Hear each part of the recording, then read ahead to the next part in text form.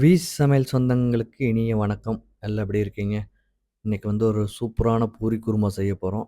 Multi வெஜிடபிள்ஸோட எப்படின்னு பார்க்கலாம். அதுக்கு முன்னாடி நம்ம சேனல சப்ஸ்கிரைப் பண்ணாதே சப்ஸ்கிரைப் பண்ணுங்க. இதுவரை ஆதரவு தந்தமைக்கு மிக்க நன்றி. இந்த குருமா ஒரு டைம் வீட்ல செஞ்சுட்டீங்கன்னா, குழந்தைகள்லாம் 10 பூரி சாப்பிடும். நீங்களும் ட்ரை பண்ணி பாருங்க. கமெண்ட்ல சொல்லுங்க எப்படி இருக்குன்ட்டு. வாங்க எப்படி செய்றதுன்னு பார்ப்போம்.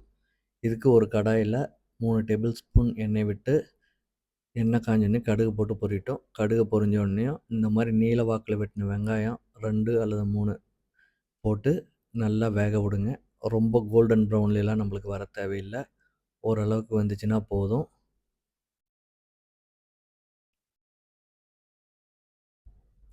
இப்போ வந்து இதுக்கு தேவையான அளவு உப்பு போட்டுக்குங்க. ஃபஸ்ட்டு கம்மியாகவே போடுங்க. அப்புறம் பார்த்துட்டு கூட போட்டுக்கலாம். கூட ஒரு 3 பச்சை மிளகாய வெட்டி சேர்த்திக்குங்க இது கூட. இதையும் ஒரு 2 நிமிஷம் நல்லா வேக விடுங்க. நல்லா வேகட்டும். இது வந்து நம்ம கலர் மாறாத பார்த்துக்கிறது தான் இதனுடைய டேஸ்ட்டே. இப்போ வந்து சீரகத்தூள் ஒரு 1/4 டீஸ்பூன் அதை போட்டு அதை நல்லா வதக்கி விடுங்க. இந்த பதத்தில் வெந்துச்சுன்னா வணங்குச்சுன்னா போதும். இதுக்கு மேலே நம்மளுக்கு கலர் சேஞ்ச் ஆக வேண்டாம். இப்போ வந்து கேரட், பச்சை பட்டாணி, பீன்ஸ் இது 3யும் ஒரு 10 நிமிஷம் நல்லா வேக வச்சுருக்கோம். வேக வச்சு இதை போட்டு இதையும் போட்டு நல்லா மிக்ஸ் பண்ணி விடுங்க. இது ஒரு 2 மினிட்ஸ் இதாகட்டும். ஏன்னா ஆல்ரெடி நம்மளுக்கு கேரட்டு, பீன்ஸு, பச்சை பட்டாணி எல்லாம் வெந்துருச்சு. அதனால் ரொம்ப நேரம் வேக தேவையில்லை. இது கூட மஞ்சள் தூள் மட்டும்தான் நம்ம மசாலாவா சேர்த்திக்க போகிறோம். வேறு எதையும் சேர்த்திக்க மாட்டோம். இதையும் போட்டு நல்லா மிக்ஸ் பண்ணி விடுங்க. ஃபுல்லாக எல்லா இடத்துலையும் அப்ளை ஆகிற மாதிரி நல்லா போட்டு விடுங்க.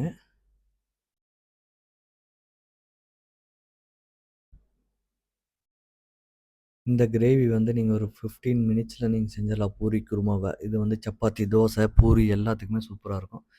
இது கூட உருளைக்கிழங்கையும் நான் ஒரு 10 நிமிஷம் நல்லா வேக வச்சுருக்கேன். அதையும் போட்டு இது கூட சேர்த்து மிக்ஸ் பண்ணிக்கோங்க. உருளைக்கிழங்கு இது கூடயே போட்டால் வேகறதுக்கு ரொம்ப நேரம் ஆகும். அதனால தான் இந்த மாதிரி வேக வச்சுருக்கோம். இப்போ லைட்டாக தண்ணி ஊற்றிக்கலாம். ஒரு 1/4 கப் இருந்தால் போதும். இந்த இதில் வேகறதுக்குள்ளே நீங்கள் கடல மாவு ஒரு 3 டீஸ்பூன் எடுத்து நல்லா கட்டி இல்லாத கரைச்சி வச்சுக்கங்க. கரைச்சி வச்சுட்டு இது கூட ஊற்றி மிக்ஸ் பண்ணிட்டீங்க. நம்ம எதுக்கு ஃபஸ்ட்டு தண்ணி ஊற்றினோம்னா, கடல மாவு போடுறப்ப ஊற்றுறப்ப அது கெட்டியாயிரும் உடனே. அதனால் தண்ணி ஊற்றினோம்னா நம்மளுக்கு மிக்ஸ் பண்ணுறதுக்கு ஈஸியாக இருக்கும். அதனால் லைட்டாக தண்ணி ஊற்றிக்கிங்க ஃபஸ்ட்டு. இப்போ வந்து நம்மளுக்கு எவ்வளோ தண்ணி வேணுமோ அவ்வளோ தண்ணி ஊற்றிக்கலாம். நம்மளுக்கு இந்த பூரி குருமா வந்து கெட்டியாக தான் இருக்கணும். அப்போ தான் அந்த ஹோட்டல் டேஸ்ட்டில் வரும். நீங்கள் அந்த அளவு பார்த்துக்குங்க. நீங்கள் ஒரு 5 to 10 மினிட்ஸ் நல்லா கொதிக்க விட்டிங்கன்னா, உங்களுக்கு நல்லா கெட்டி பதத்துக்கு வந்துரும். எவ்வளோ தண்ணி ஊத்துனீங்கனாலும். இப்போ கொஞ்சம் உருளைக்கிழங்க மசிச்சு வச்சுருக்கோம் பேஸ்ட் மாரி. அதையும் சேர்த்து இது கூட மிக்ஸ் பண்ணிக்கங்க. கடல மாவு ஊத்துனதுனால சீக்கிரம் கெட்டியாகும்.